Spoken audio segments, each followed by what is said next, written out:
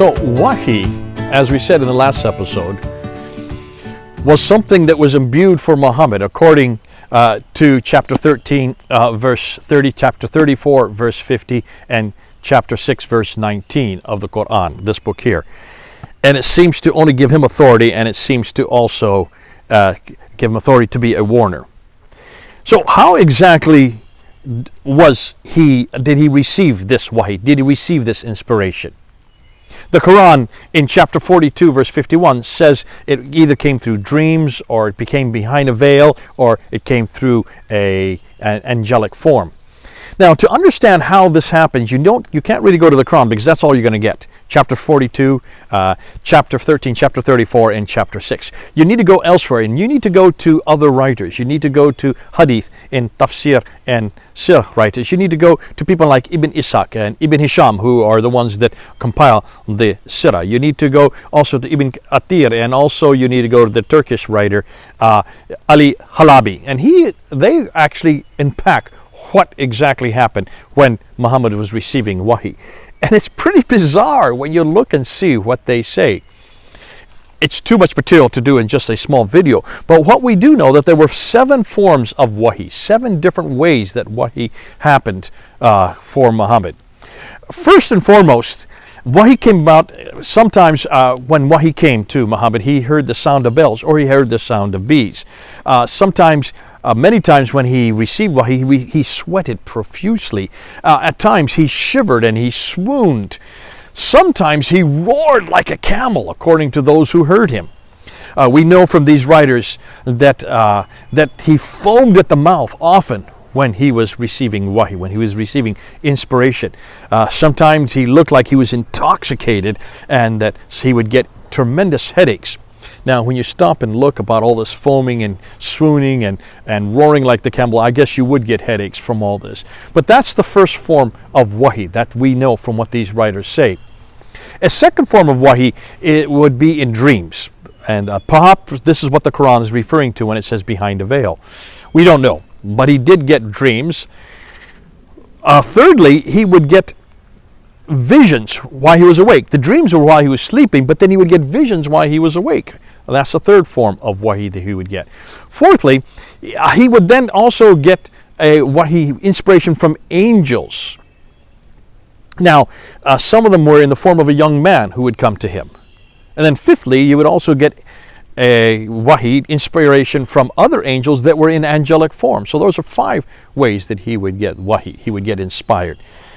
Sixthly is probably the one that we know about the most, and this is when he was raptured up into the 7 heavens, when he was woken up in the middle of the night, during the night of power, and he was told by Jibril to get on the back of the winged horse called the Burak, and then he was flown up on this winged horse up from Mecca,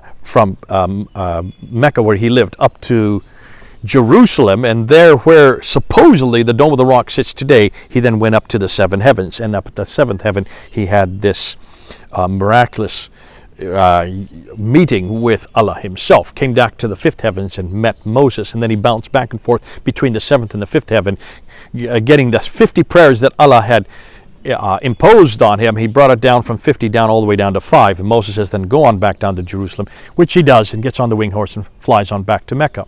That's called the Mir'at, and most of you who have read the traditions know about that story. So that would be the 6th form of Wahy.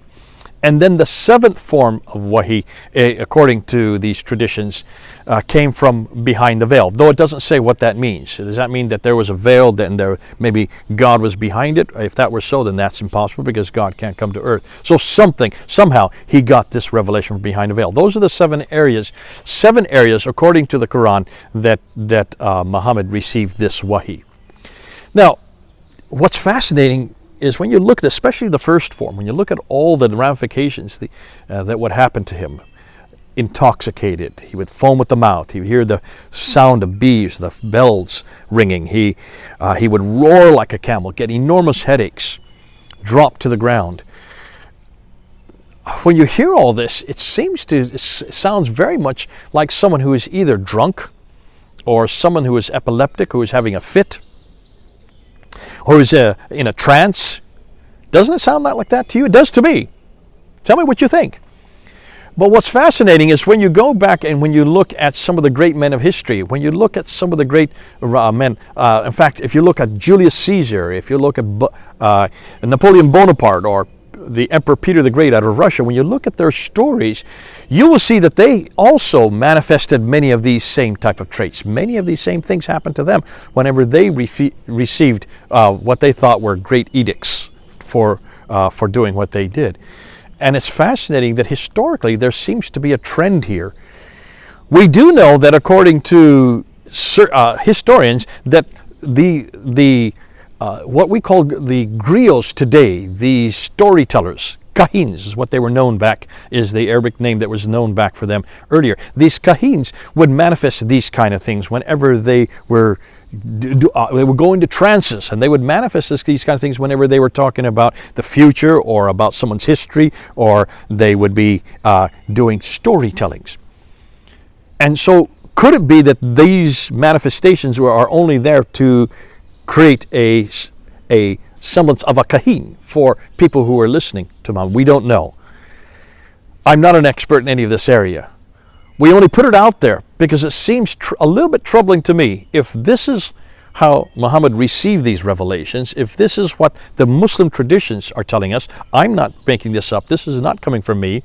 It's coming from people like Ibn Kathir and also from Ibn Hisham, Ibn Ishaq, and also this Halabi, this Turkish writer. These are the ones that give us these stories.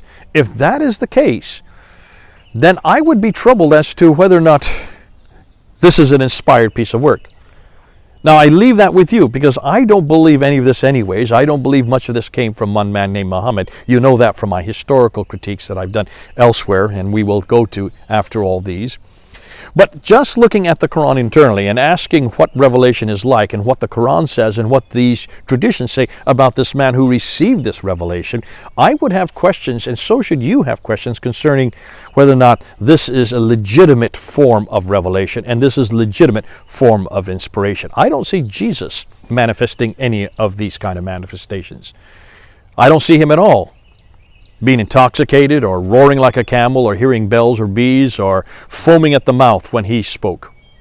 Others did, but those are not people that we would trust or people that we would listen to. So I leave that with you. You decide if this is what Muslims have in their traditions for their prophet concerning how he received this revelation, then that would be indeed troubling to me if I were a Muslim. But I'm not an expert in this, so I leave it with you. Listen, you can hear the birds around me. It's beautiful, isn't it? Even at the stream and up here in the forests, going up the hill, the mountains, going up where I just came down. Great being able to spend this little bit of time with you. We're going to move on to other areas now, but I did want to leave this with you, and we'll do a kind of encapsulation of what we mean by revelation and inspiration. Okay, this is Jay here in this gorgeous forest, along with these birds.